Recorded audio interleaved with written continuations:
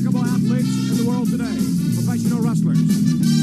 A rare breed of athlete possessing gargantuan proportions, enormous strength, unique coordination and agility, a high threshold of physical tolerance, pulverizing power, and the ability to withstand the rigors of one of the most taxing sports known to man, professional wrestling.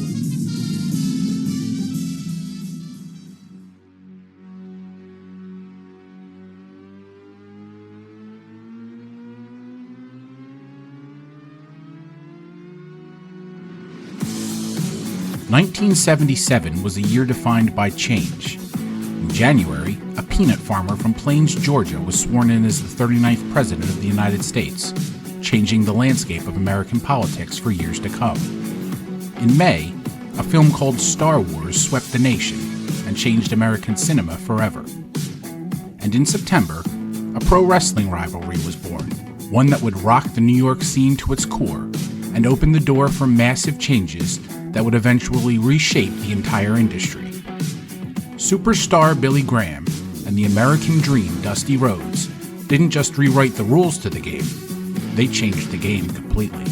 Superstar Billy Graham, the reigning Worldwide Wrestling Federation heavyweight champion. There's pandemonium tonight. There's excitement. Look at the people's faces. Look at the people's expressions. Can you feel it? Look at you. You're excited because I am the champion, the Worldwide Wrestling Federation champion. How can I retain this belt? Why am I still a champion after months and months and months? Because I'm in shape. I'm powerful. I'm strong. I wake up every morning, work out for 5 hours, run 19 miles a day, swim across the Atlantic Ocean, unbelievable condition. And the water crowd now is for the dream. It is for the American dream. It is for Mr. Dusty Rhodes. And look at him do his thing. Look at him picking in a hide, slipping in a slide. I am the hit maker, the record breaker. I got smiling grace and a loveless face.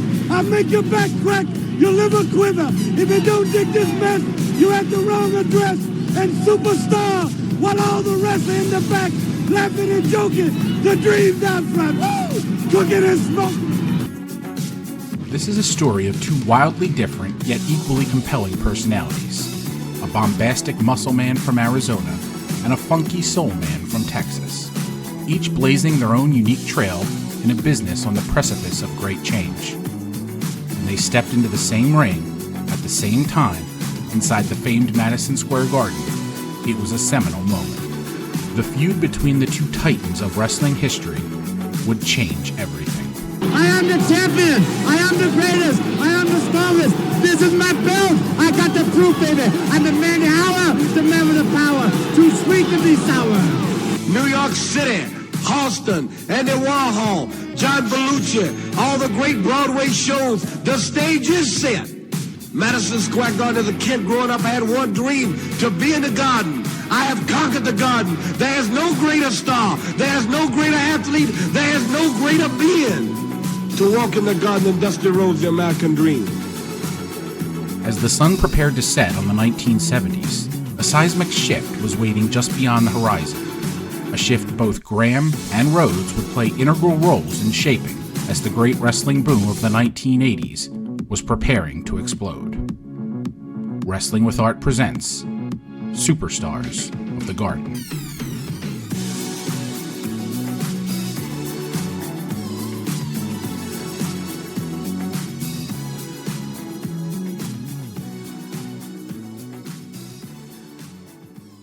This is the Wrestling with Art podcast. I am your host, Barry Hess.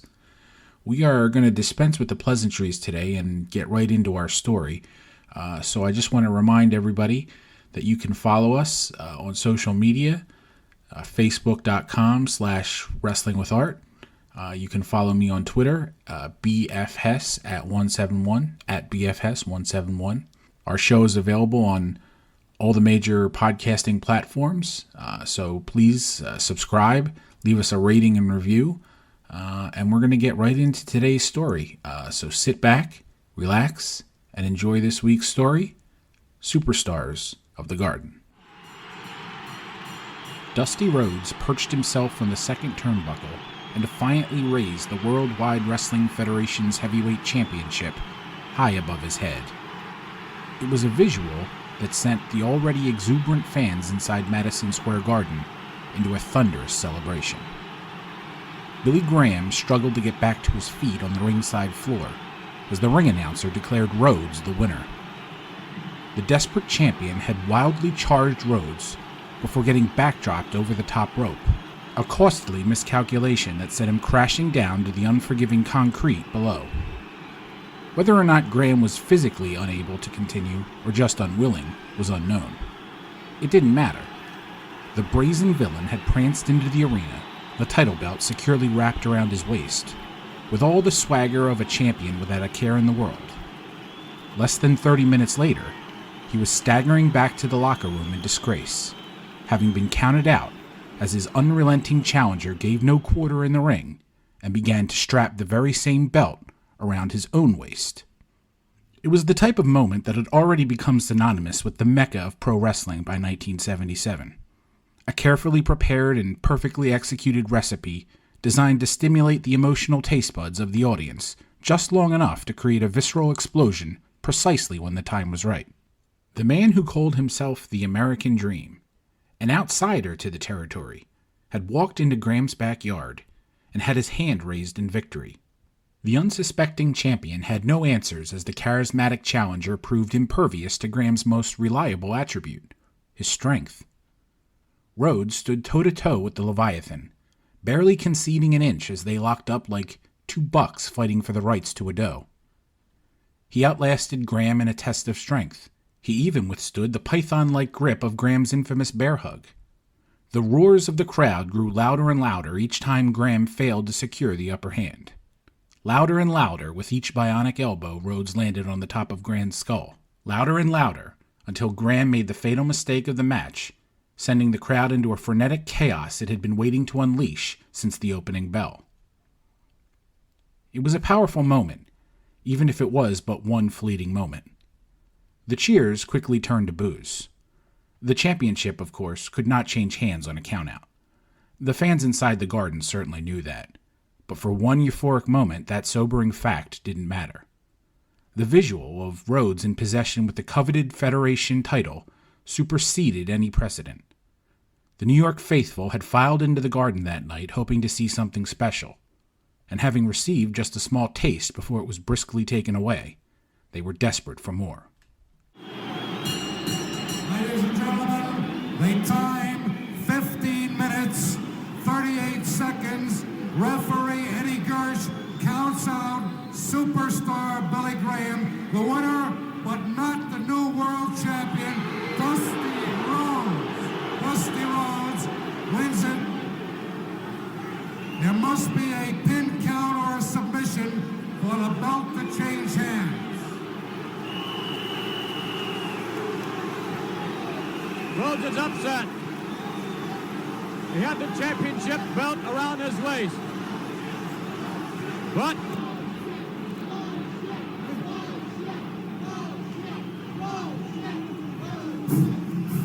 Superstar, I come a long way to whip your ass now. Get out of here, baby.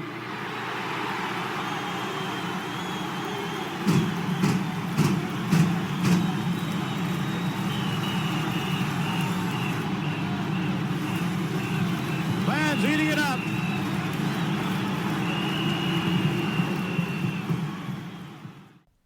September 26, 1977, was the first time Billy Graham and Dusty Rhodes shared the ring inside Madison Square Garden, but it wouldn't be the last.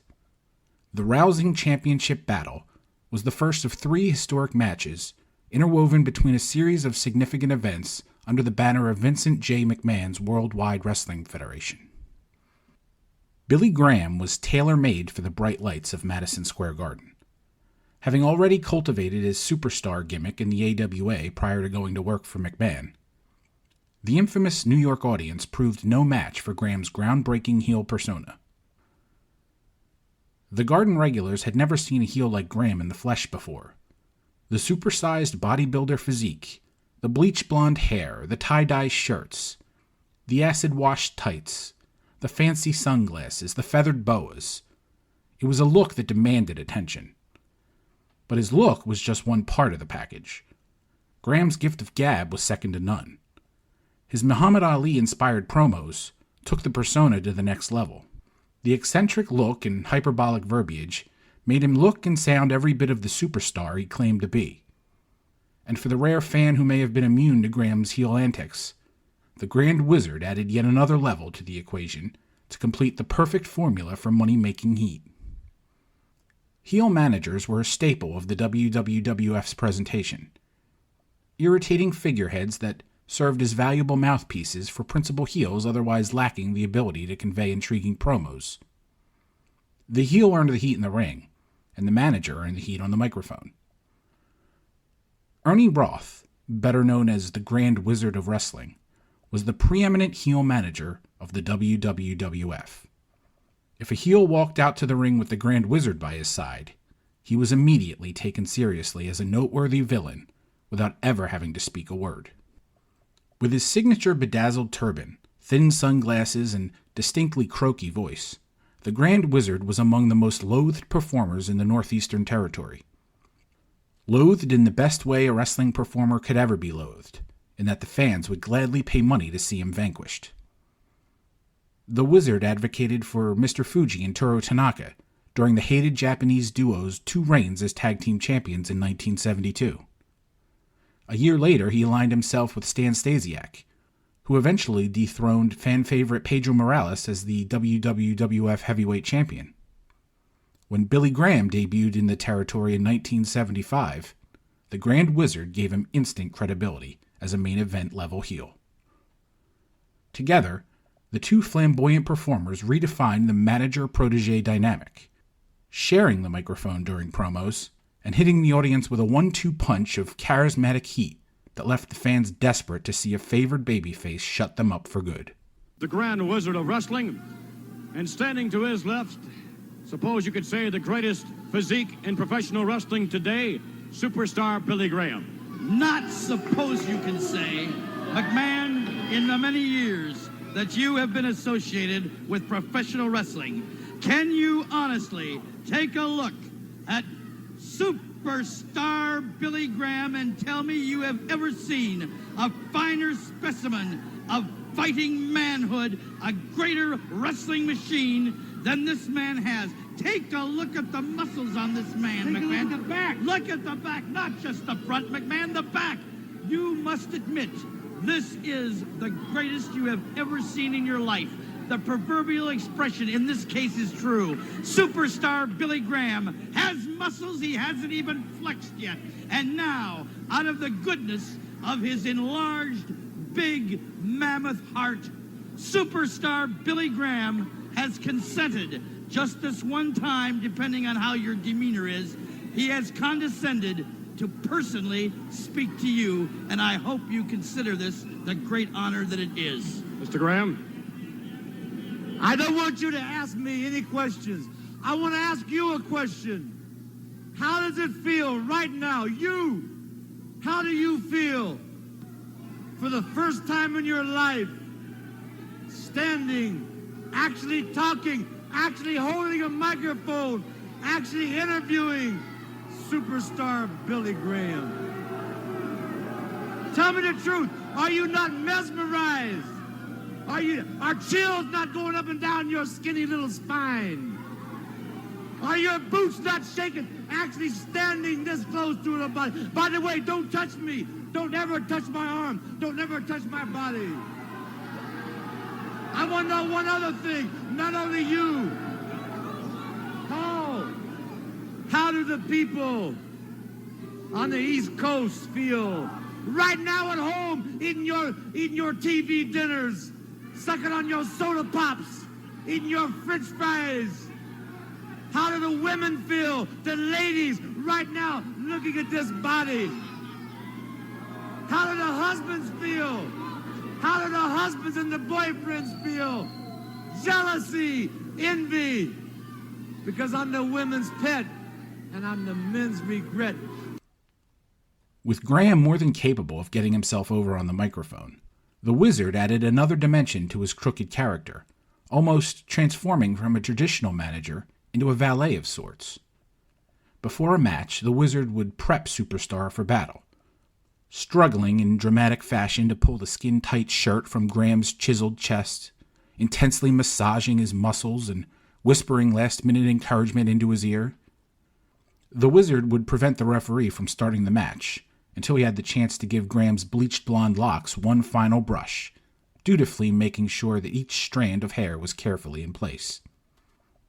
It was a carefully curated presentation, all in the name of good old-fashioned pro wrestling heat. By 1977, with the Wizard by his side, Graham was easily the top heel of the territory and in line for a main event program with the heavyweight champion Bruno Sammartino. Since its inception in 1963, the Worldwide Wrestling Federation was the babyface territory of the pro wrestling industry. Unlike many of his contemporaries, McMahon strictly promoted a main event formula that presented a supreme hero on top, an almost infallible babyface champion who routinely overcame threats to his title en route to a long and prosperous title reign. While such a formula only required a single babyface, it also required an almost never-ending chain of heels to feed the supreme hero with fresh matches.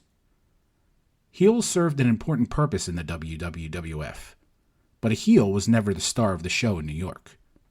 Soon, all of New York would learn that Billy Graham was no ordinary heel.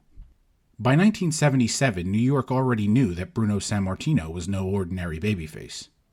For over 2 decades, he wasn't just the face of the Federation, but the face of pro wrestling in America, thanks to the exposure afforded to him by the New York market. Sammartino was the king of pro wrestling, and Madison Square Garden was his castle. When Bruno headlined MSG, the masses showed up in force to support pro wrestling's original supreme hero. Like Babe Ruth in Yankee Stadium, the legend of Bruno Sammartino is forever linked with the hallowed halls of Madison Square Garden. The Garden was where Sammartino's first title reign of nearly 8 years began, a 48-second burial of Nature Boy Buddy Rogers in 1963. 10 years later, Sammartino would become the first 2-time Federation champion at the Garden, dethroning Stasiak to begin another multi-year reign. In all, Sammartino would spend over 4,000 days as champion, headlining Madison Square Garden over 200 times in that period. The Garden was indeed the house Bruno built. I want to know how Bruno Sammartino feels right now, sitting at home in his overstuffed easy chair. Bruno Sammartino, superstar Billy Graham, the superstar, the man of the hour, the man with the power, the man that's too sweet to be sour, is talking to you. Fat pot belly, out of shape, white skin. Do you see this suntan, Sammartino? This is a California suntan. I got this suntan in Death Valley where it's 150 degrees, running in the desert every morning, lifting thousands of pounds, training hours on end without stopping, drinking mineral water, eating all my steaks raw. I don't even cook my meat. For one reason, Sammartino, for you. I know you paid. Listen to this, everybody. Drop that chicken bone, quit eating that turkey leg. Listen to me. Drop that icy. I know the man, and this man, the Wiz, an out-of-sight manager for an out-of-sight body. He knows it, I know it, and you, punk, you know it, that Bruno Sammartino has paid the promoters of the East Coast to keep me off of the East Coast. And Bruno Sammartino refuses to come to California, refuses to come to Texas, refuses to come to Minnesota to meet the superstar. But brother, it's all over. I am here in living color, Technicolor. And if you don't have a color television, go out and hawk your car and buy a color TV so you can see superstar Billy Graham in living color. An extraordinary physique is one thing. The heat from the crowd was palpable when Billy Graham audaciously walked into Madison Square Garden in possession of Bruno's championship in May of 1977. The Grand Wizard antagonized the crowd with his trademark strut and cocky grin, having once again become the manager of the heavyweight champion. Graham added even more fuel to the fire as he grabbed the microphone and bragged how easy it was for him to dispose of the beloved champion and earn the greatest victory of his career. In reality, no great victory had been achieved, but rather a grave injustice. Sammartino put his title on the line against the incorrigible heel on May 30th in Baltimore, Maryland. Sammartino controlled most of the match, but Graham found the opportunity to hold the revered champion down for an unwarranted pinfall by using illegal leverage from having both feet on the second rope. Everyone in Baltimore saw Graham's underhanded tactics, with the exception of the one man that mattered, the referee. Just like that, Bruno's second title reign was over, and Graham's reign had begun. But it wouldn't last long. It couldn't. Everyone knew that wasn't how things worked in New York. Back in '63, Bruno thwarted Rogers a little over a month into the heel's reign as the promotion's inaugural champion. After Ivan Koloff's shocking win over Sammartino in '71, Pedro Morales restored the balance of power just 3 weeks later.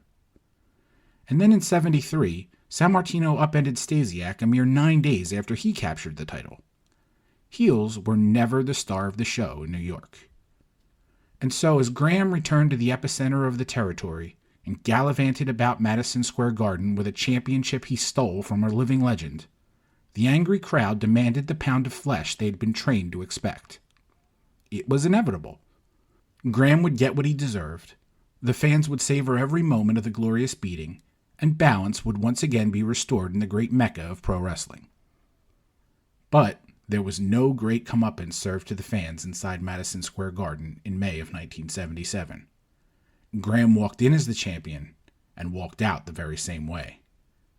Over the next 3 months, Bruno would get his hands on Graham in championship rematches everywhere from Bangor, Maine to Hershey, Pennsylvania, and each time Graham managed to escape with the championship, never definitively defeating Sammartino, but never losing the title either.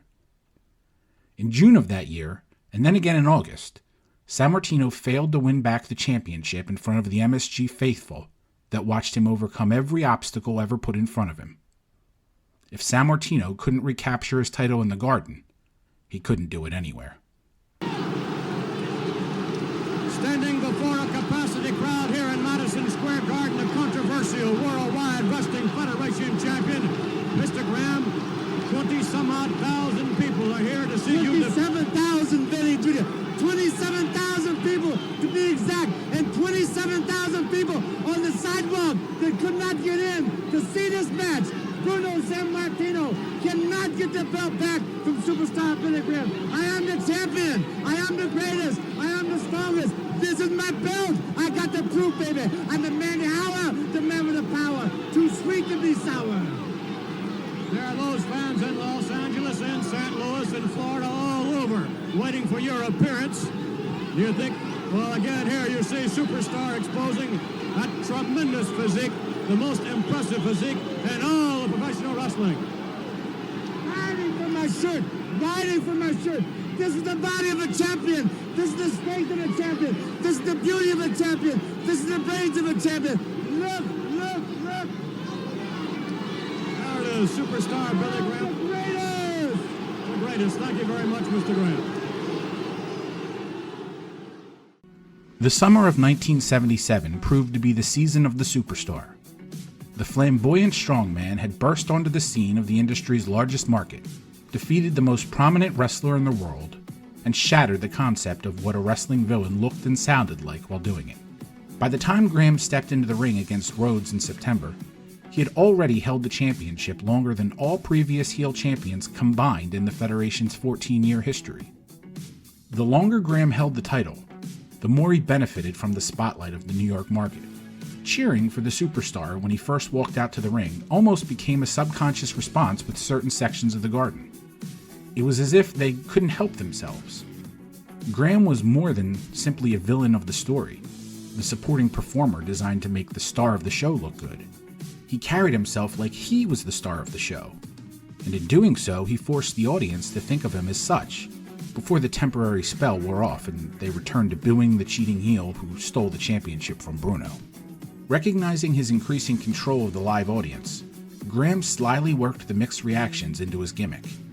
The boastful champion would throw his shirt into the crowd as the masses fought to capture the unique souvenir.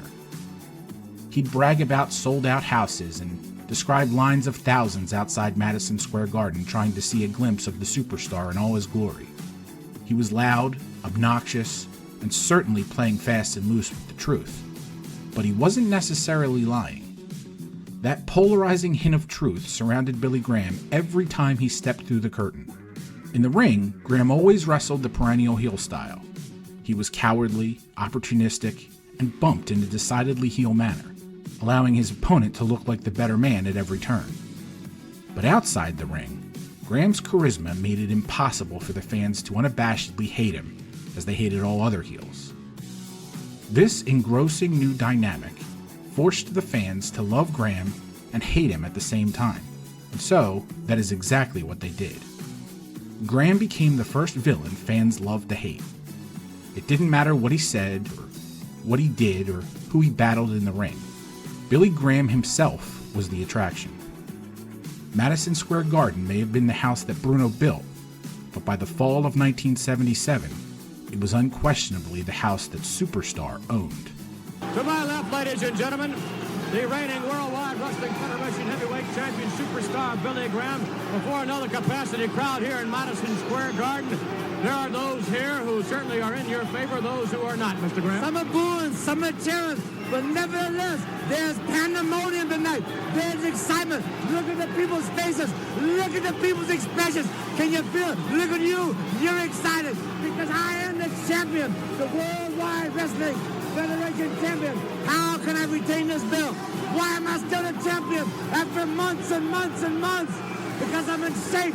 I'm powerful. I'm strong. I wake up every morning, work out for 5 hours, run 19 miles a day, swim across the Atlantic Ocean. Unbelievable condition. I am the man of the hour, the man with the power. Too sweet to be sour. Mystery excitement. Look at the pandemonium. Look at the thousands of people.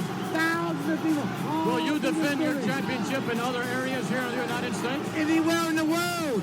Japan, Australia, United States, California, Mexico, I don't care. Central America, any state, any city, anywhere. That man is from Japan. A heel, as it turned out, could be the star of the show. And that heel was superstar Billy Graham. To my left, ladies and gentlemen, one of the all-time great sports attractions. To my left, the American Dream, Dusty Rhodes, and it's most unusual that we're here in an empty arena because Dusty Rhodes fills arenas, because people flock from literally all over the world to see this man bring his type of excitement, to see him bring his type of professional wrestling to the squared circle. Yeah, Vinny, well, this is a good chance. It's always a little yelling, a little screaming, a little really get down fever and boogie when I'm rapping, and never get a chance to sit down and rap with my people and talk to you. When I was a kid growing up, I did have a dream. I look around this building, I look around at the things that go on in this building, the people screaming and hollering, and it's a quiet time for me. It's a personal time for me because my dream is every little child's dream, or every person's dream that ever wanted to be anything. It is an American dream. There is an American dream. Hell, whether it's filling a building like this or if it's doing plumbing like my daddy did, as well as you can do it, you understand? I mean, just as good as you can. I just thank God that there are people like yourself come out to see the American dream, because when I was growing up, I sure didn't think 265 pounds of blue-eyed soul would captivate a country like I have. The people drive me. There's never been a man, I don't think, in sports anywhere gets a natural high. That might be it. You look around at a natural high from doing what he's doing. It's not dope. It's not pot. It's not whiskey and wine. I drink a little whiskey and wine. But it's every man, woman, or child that really believe in the American dream. And this building, you know, Vinny, this building, I'm getting down now because I'm seeing things in my heart. This building will be full, it's true. There'll be screaming and hollering and jumping and shucking and jiving. Because this man knows no color barrier. He has no qualms about going out and eating dinner with a black man or Puerto Rican or a Greek man or a Chinese man or Mexican American or anybody like that. Because I was raised to understand a man is a man first. When he proves himself a man, no matter what color he is, no matter what creed he is. Playing football, you know, back in West Texas, we had many black guys on the team, really boogie get down fever boys. And there were a few people around the town now in Texas that were still down a little bit on blacks. And now the world's changed. The arenas have changed. You can look up in this building in a matter of few hours when it's full, and you can see a black man and a white man eating out of the same popcorn box. Woo! That's funky. That's the American dream. And I don't care too much for politicians, you understand, or don't get involved with what's their business. All I know is my business is making you happy. And I get a little sentimental when I'm thinking about it, because making you happy makes my dream fulfilled. And God knows I love you. Now, whether it's superstar Billy Graham or Freddie Blassie or Captain Lou Albino or Louise or any of his people or Spiro Therion, there is a triumph in an empty building. When I can sit here and really let my feelings go, telling you in 2 hours, that will be full of screaming people for one thing, for one instant in their life, everything else don't matter but the American dream. Now, whether I carry that banner like I should, sometimes it takes help from you. But I tell you one damn thing, I'm going to carry it forever and ever. The American dream lives in this empty building. Dusty Rhodes. Dusty Rhodes was unlike any other babyface in New York. He wasn't a well-trained sportsman like Bob Backlund. His offensive repertoire mostly consisted of punches, kicks, and a few well-timed elbows that may or may not have been bionic in nature. He didn't have impressive strength like Ivan Putski. On the contrary, his portly physique was more like that of a construction worker instead of a professional athlete. He wasn't an ethnic hero like Pedro Morales, but rather a fair-haired white man from Texas. And he certainly wasn't stoic and modest like Bruno. He was loud, proud, and enjoyed a wardrobe and vocabulary every bit as eccentric as Billy Graham. Unlike other characters billed from Texas, Rhodes didn't don a cowboy hat and chaps to the ring. Instead, he wore brightly colored robes covered in rhinestones, and a bedazzled Dutch boy hat that more closely resembled the Grand Wizard's turban than any cowboy hat. He did, of course, speak with a distinctly Southern accent, but unlike other Southern performers in New York, Rhodes found a way to inflect just the right amount of soul into his voice that allowed him to sound less like a good old boy and more like a Southern preacher giving an impassioned testimonial. Just like Graham, it was Rhodes' natural charisma that ultimately made him a compelling figure in New York. Unlike Graham, Rhodes' character was underlined with a charm that made him universally admired among every sect of the diverse New York audience. Juxtaposed against one another, the two created a special synergy. Two larger-than-life personalities capable of sweeping the audience into a spectacle worthy of pro wrestling's greatest arena. The first encounter generated enough electricity to power all of Madison Square Garden, but nothing had really been resolved. Graham maintained his hold on the heavyweight championship, but Rhodes claimed to the strap strengthened after disposing of the champion in convincing fashion. A rematch was automatic. 1 month after the initial meeting, the two rivals returned to a packed MSG, only this time with the added stipulation that the championship would be contested under Texas Deathmatch rules, the first match of its kind in Madison Square Garden. The psychology of the highly anticipated rematch was designed to present a stacked deck against the wily champion. surely the man from Texas would be considered the heavy favorite in a Texas death match, even if there was nothing inherently Texan about the match. A staple of Southern wrestling, the stipulations of a Texas death match were slightly different from territory to territory. In some territories, you had to pin your opponent before the referee would administer a 10 count. When a competitor couldn't answer the count, the match was declared over. In other territories, pinfalls and submissions were not included in the stipulation, while in others, the match was governed by rules of a modern-day I Quit match. In October of 1977, the WWF's version of a Texas death match was simply a no-holds-barred match, but with the well-placed emphasis on Texas to clue the audience in on the likely outcome. After 6 months of waiting, the ravenous New York fans would finally get to see Graham receive the bloody comeuppance he so rightly deserved. After 6 months of nefarious victories, controversial referee stoppages, and frustrating countouts, the balance of power between good and evil would finally be restored in the territory. In September, Rhodes had proven he was worthy of the championship he sought. The second time around, Graham couldn't weasel his way out of the fight. There would be no countouts as part of the new stipulation. The second time around, Rhodes wouldn't be restricted by cumbersome rules. He would be free to inflict as much damage on the craven champion as needed to get the job done. Ladies and gentlemen, please return to your seats.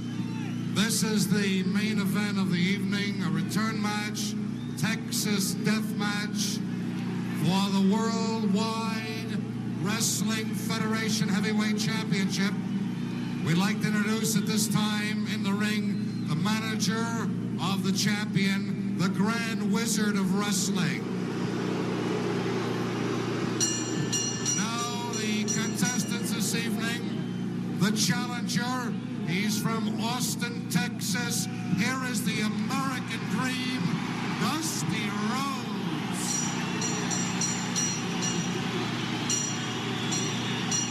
His opponent this evening, from Paradise Valley, Arizona, the Worldwide Wrestling Federation Heavyweight Champion, Superstar Billy Graham.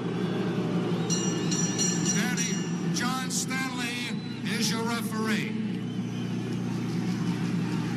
So the principals have been introduced, setting the stage here for the Worldwide Wrestling Federation Championship match. And there you see Graham holding the belt high for all to see. Graham winding up now. Whoa! And this is going to be some match here. Now, to clarify things a bit, a Texas death match is simply a no-holds-barred type of confrontation. This is a return match. The principal previous contest that was held about a month ago here in Madison Square Garden. The Grand Wizard now will ready Superstar Billy Graham for his match. The Grand Wizard was still in the process of pulling the shirt from Billy Graham's chest when Rhodes attacked the stalling champion with clubbing blows to the head and back. The eager challenger had waited long enough to get his hands on the champion again. Another prolonged entrance routine would not be tolerated. The crowd exploded when Rhodes suddenly turned his attention to the Grand Wizard, who fled the ring as fast as his feet would take him, before wildly flailing his arms from the ring apron as Rhodes cocked his fists and prepared to land what would have been the most gratifying blow the fans had ever witnessed. Luckily for the Wiz, Superstar saved his precious manager with an attack from behind, and just moments into the match, the two rivals found themselves tussling on the outside of the ring, where nothing was out of bounds and everything was legal. Talking to him. Let him know what's happening. Put it down. Quick left. Never quick. Graham to the corner.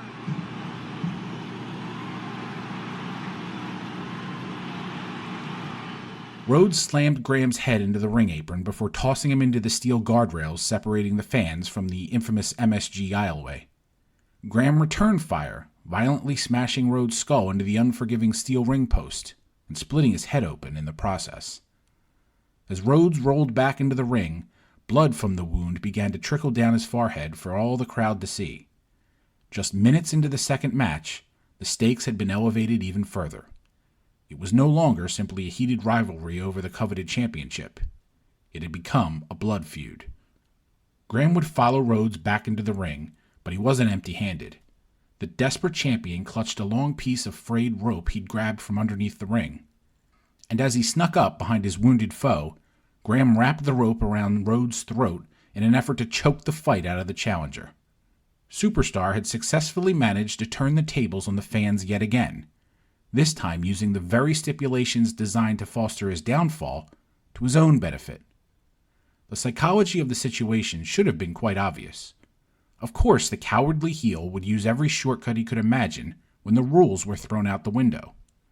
But the fans so desperately wanted to see Rhodes succeed that they hadn't even considered what sort of scenarios a lawless environment would leave open for the opportunistic heel. While the first contest had been structured to present Rhodes as a superior competitor, the second had been carefully plotted to force Rhodes to battle from underneath. He had been beaten, bloodied, and nearly choked out, but he refused to surrender. The more Graham beat on Rhodes, the more the fans rallied behind their hero. Eventually, he met Graham's violence with violence of his own. Before long, Graham's forehead would be opened as well, and his bleached blonde hair would become stained by the infamous crimson mask. With both men bloodied, the fight slowed, but persisted. Relentless in their attacks, neither man showed signs of surrender. Like the first match, Rhodes managed to withstand Graham's vaunted bear hug before landing a series of bionic elbows to the bleeding champion's skull. When Graham finally collapsed to the mat in exhaustion, it appeared Rhodes had closed in on the championship. He dropped down to cover Graham and placed both feet on the second rope for added leverage. Graham was on the precipice of losing the championship the very same way he stole it in the first place. It was the ultimate ironic twist. Only this time, with the referee having already slapped the mat twice, the official saw what had previously been missed in Baltimore and stopped his count short of 3. The undeserving heel had received a last-minute reprieve. Many in the audience had already sprung to their feet in celebration of the presumed 3 count that never came. They had been robbed of the great comeuppance yet again.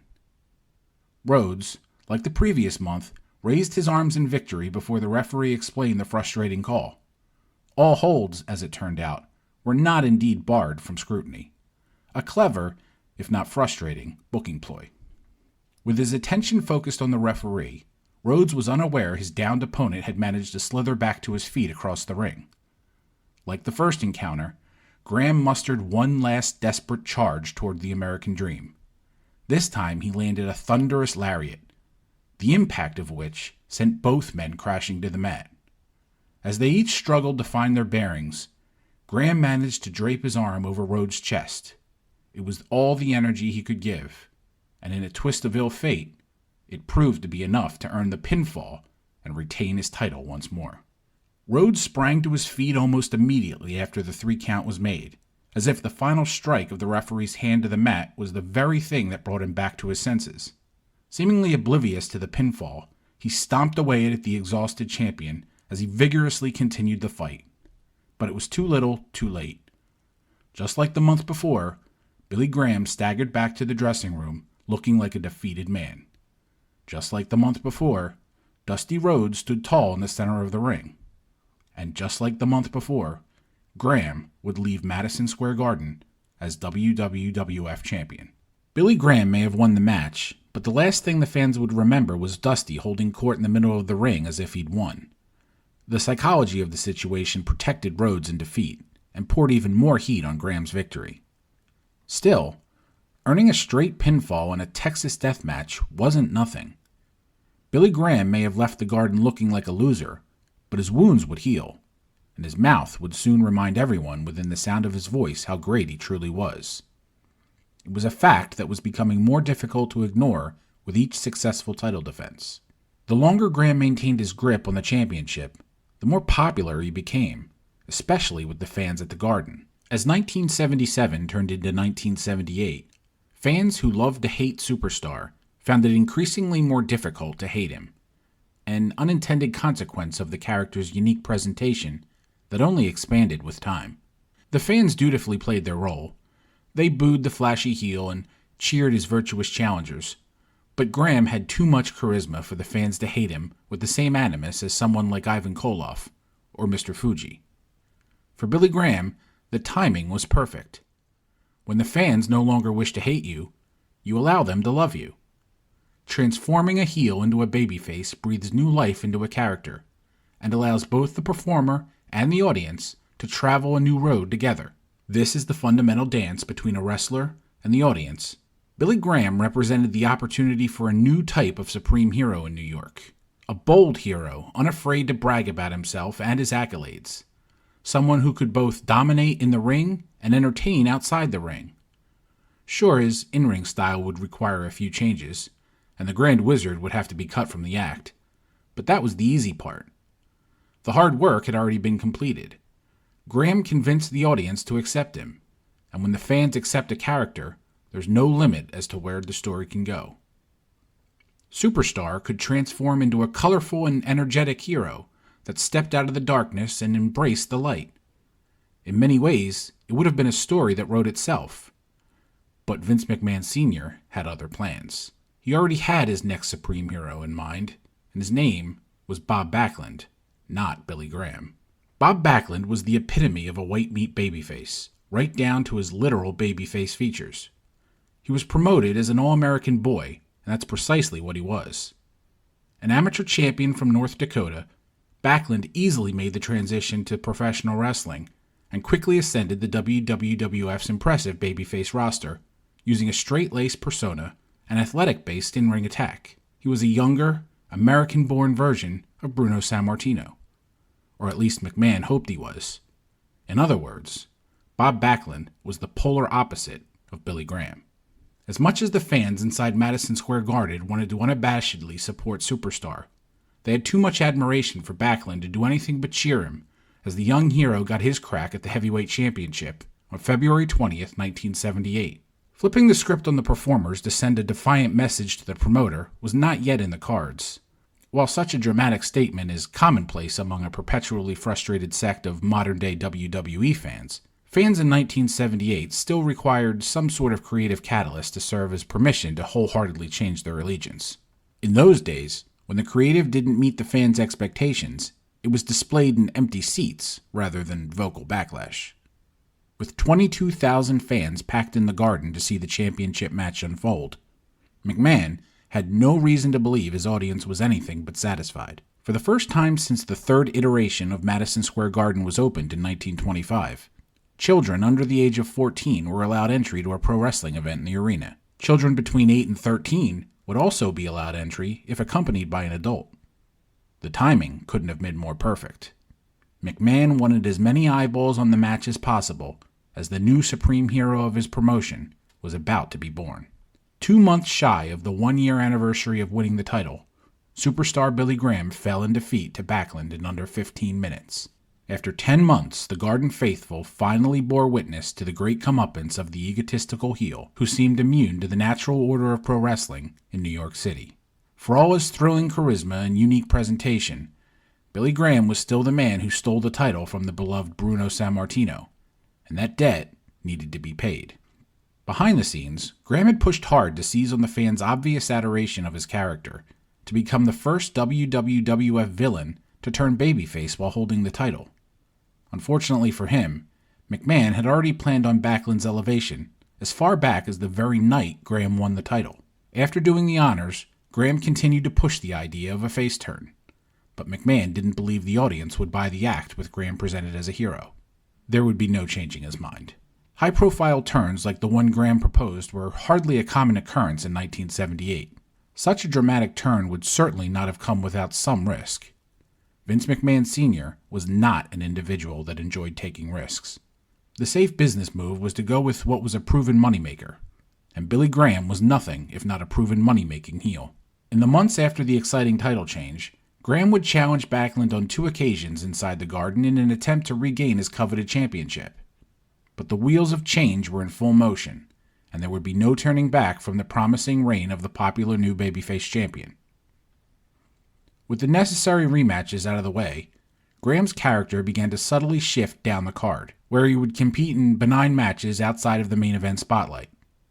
without the heft of the prestigious WWF Championship around his waist.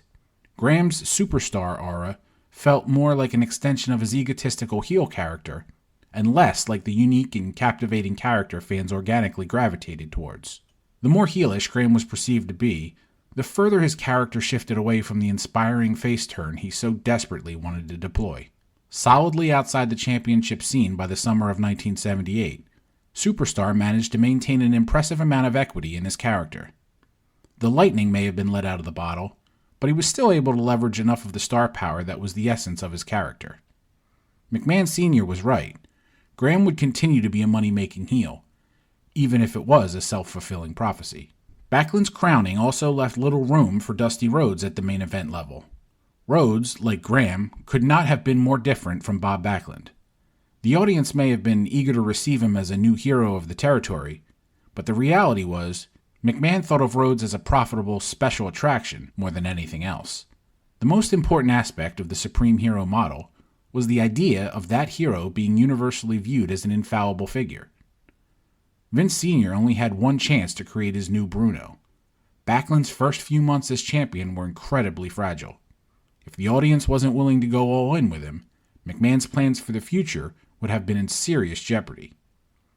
With another stoic babyface on top, there was little need for the charismatic antics of the American Dream to muddy the waters. Rhodes' downward trajectory on the card mirrored Graham's, and in a matter of a few short months, the two adversaries once again crossed paths. After all, with both men holding a victory over the other, there was still business to be settled between the two. The championship may not have been at stake anymore, but the success of the rivalry left a significant impression on the minds of the fans. There was an inherent value in seeing a payoff to the story. Graham's startling use of a rope as a weapon proved to be the lasting image of the Texas Death Match. And so, the third and final meeting between the two larger-than-life characters would be contested in a Texas bull rope match on August 28, 1978. The unique stipulation was yet another first for the Garden. Both competitors would be secured to either end of a bull rope with a heavy cowbell tied in the center. The first man to score a pinfall or render his opponent unable to answer an 8 count would be declared the winner. Like the Texas Death Match, the Texas Bull Rope match signified a level of violence that was incredibly enticing to the New York audience. The cowbell tied to the rope was there for one reason: to be used as an instrument of blunt force trauma. In the build to the compelling conclusion of the rivalry, Billy Graham insisted he was unafraid of the bull rope, or the ominous cowbell. Just moments after the opening bell, however, his true colors shined through. Graham did everything in his power to escape the ring, wanting no parts of another confrontation with Rhodes. The bull rope prevented the possibility of escape, and the cowbell prevented Graham from ever standing tall over the American Dream again. Superstar wants to take a powder, but the Dream won't let him.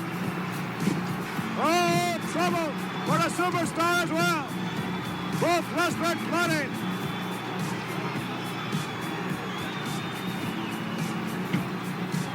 Rhodes jamming that cowbell down in the forehead. These fellas have gone round and round several times.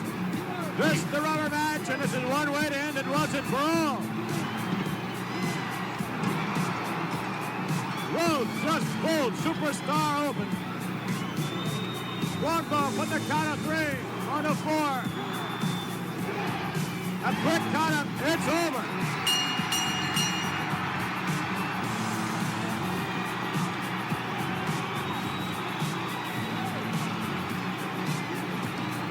Dusty Rhodes has achieved victory here in Madison Square Garden in the Texas Bull Rope match.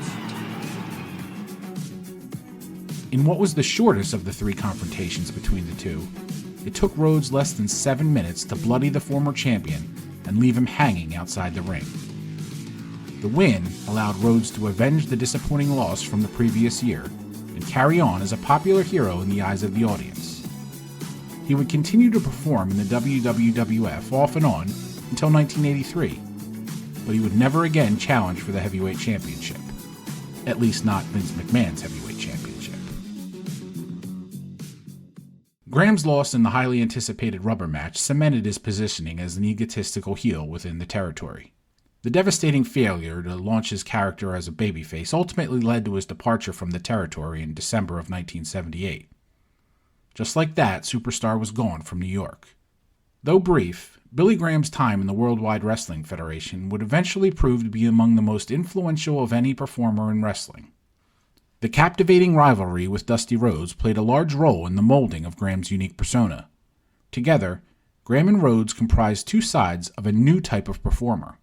On one side, an arrogant and undeserving champion that somehow demanded the attention of his audience, even if it was against their better judgment.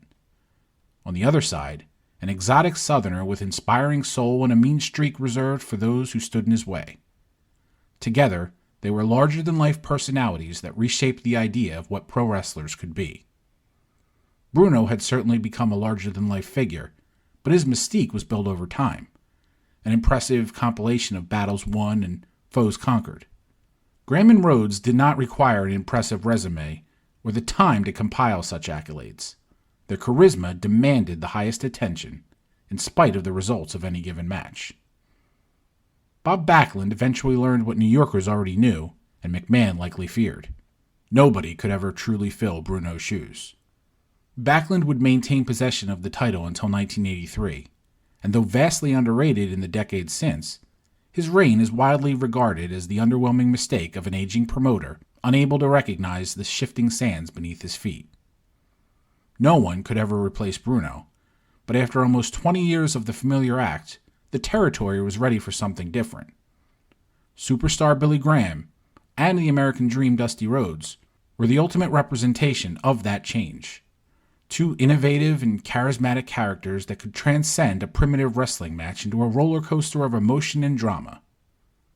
Vince McMahon Sr. had the future in his very grasp and willingly chose to let it go. But the magic spark ignited by the two superstars of the Garden would not extinguish completely. A young Vincent K. McMahon was watching in the background. Graham and Rhodes provided a titillating glimpse into the future, and when the time was right, McMahon would spring at the opportunity to correct the sins of his father and allow the unbridled way of the future to run wild all over New York, the nation, and the world.